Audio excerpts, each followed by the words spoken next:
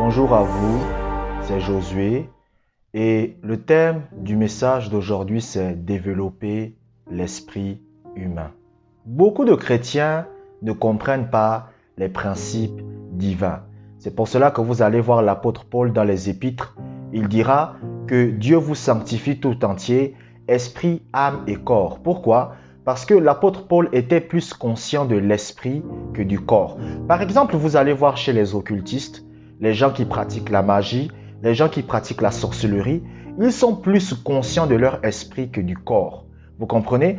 Par exemple, lorsque vous voyez dans certains pays, par exemple, moi je me rappelle, dans certains pays, vous allez voir des gens capables de sortir en esprit de leur corps. Pourquoi? Parce qu'ils sont conscients que le véritable eux, c'est pas le corps, mais c'est l'esprit.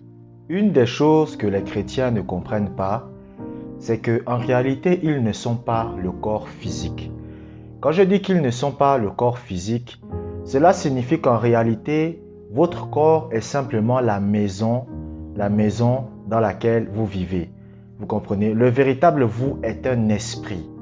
Par exemple, lorsqu'une personne décède, c'est-à-dire lorsqu'une personne perd la vie, le corps de cette personne reste sur terre, mais l'esprit de la personne ira soit au ciel, soit en enfer. Pourquoi? Parce qu'en réalité, nous sommes des esprits.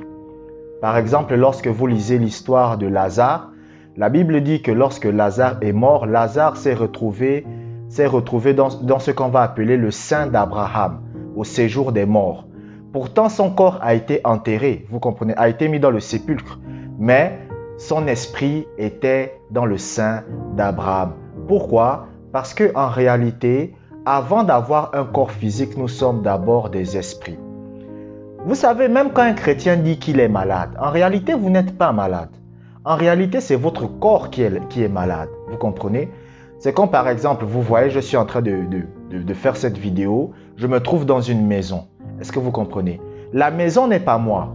La maison dans laquelle je peux être peut-être en mauvais état, c'est un exemple. Mais ce n'est pas parce qu'une maison est en mauvais état que ça veut dire que moi je suis en mauvais état. Parce que la maison n'est pas moi. Vous devez savoir qu'avant d'avoir un corps physique, vous êtes d'abord un esprit.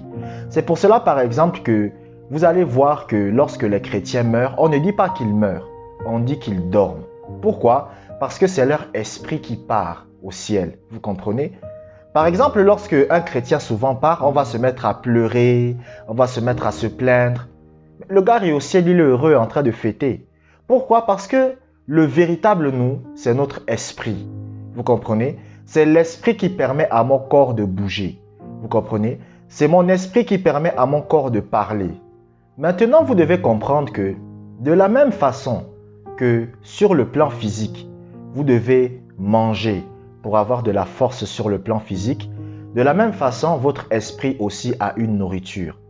La nourriture de votre esprit, c'est quoi? C'est la parole de Dieu. La Bible dit dans Matthieu chapitre 4, verset 4, que l'homme ne se nourrira pas seulement de pain, mais de toute parole qui sort de la bouche de Dieu. Donc, de la même façon que sur le plan physique, vous vous nourrissez, de la même façon sur le plan spirituel, vous vous nourrissez. Et la nourriture de votre esprit, c'est la parole. Vous comprenez? Par exemple, pendant que vous êtes en train de m'écouter maintenant, vous êtes en train de nourrir votre esprit. Pourquoi? Parce que je suis en train de vous administrer la parole de Dieu. Lorsque vous méditez la parole de Dieu, par exemple, moi tout à l'heure, j'ai médité la parole de Dieu. Lorsque vous méditez la parole de Dieu, vous êtes en train de nourrir votre esprit. Votre esprit se nourrit de ce qu'il écoute et de ce qu'il médite. Vous devez savoir que, par exemple, en ce moment, vous êtes en train de vous nourrir. Vous devez savoir que chaque fois que vous méditez, vous êtes en train de vous nourrir. Il y a des chrétiens, ils n'aiment pas écouter la parole de Dieu. Il y a des chrétiens, ils n'aiment pas méditer la parole de Dieu. Mais lorsque un chrétien n'aime pas méditer la parole de Dieu, lorsqu'un chrétien n'aime pas écouter la parole de Dieu, vous êtes en train de tuer votre homme intérieur, vous comprenez? C'est pour cela que vous voyez que la majorité des chrétiens aujourd'hui sont faibles. C'est-à-dire, il va seulement les dimanches écouter la parole de Dieu, mais lundi, mardi, mercredi, jeudi, vendredi, samedi, il regarde les séries télévisées, il regarde les mangas, il regarde les émissions. C'est pas mauvais, mais il n'écoute pas la parole de Dieu. Il ne médite pas la parole de Dieu. Et on s'étonne pourquoi les chrétiens sont faibles. C'est seulement les dimanches qu'il va écouter la parole de Dieu. Ou sinon quoi? Qu'il va méditer la parole de Dieu. Il y a même des chrétiens, vous ne prenez jamais des passages bibliques pour méditer toute une journée. Écoutez, ce n'est pas normal. Si vous êtes un chrétien, vous êtes en train de me regarder et que vous ne prenez jamais des passages bibliques dans la journée pour méditer, ce n'est pas normal. Si dans la journée, vous ne prenez jamais un enseignement pour écouter, ce n'est pas normal. Pour comprendre les choses spirituelles, il faut regarder les choses naturelles. Lorsque vous faites une semaine sans manger, qu'est-ce qui se passe? Vous aurez faim, vous n'aurez pas de force, vous allez commencer à vous comporter bizarrement. Et c'est la même chose qui arrive aux chrétiens. Lorsque vous voyez qu'un chrétien ne médite pas la parole de Dieu, lorsque vous voyez qu'un chrétien n'écoute pas la parole de Dieu, qu'est-ce qui se passe? Son comportement va devenir un comportement bizarre. C'est comme ça que vous allez voir des chrétiens qui vont vous dire que « Oh, moi j'aimais Dieu, mais aujourd'hui il est dans le monde. » Pourquoi? Parce que ce sont des chrétiens qui ne lisaient pas la Bible, qui ne méditaient pas la parole de Dieu et qui n'écoutaient pas la parole de Dieu. Je vous remercie d'avoir écouté cette vidéo jusqu'à la fin. Que la grâce de Dieu soit avec vous.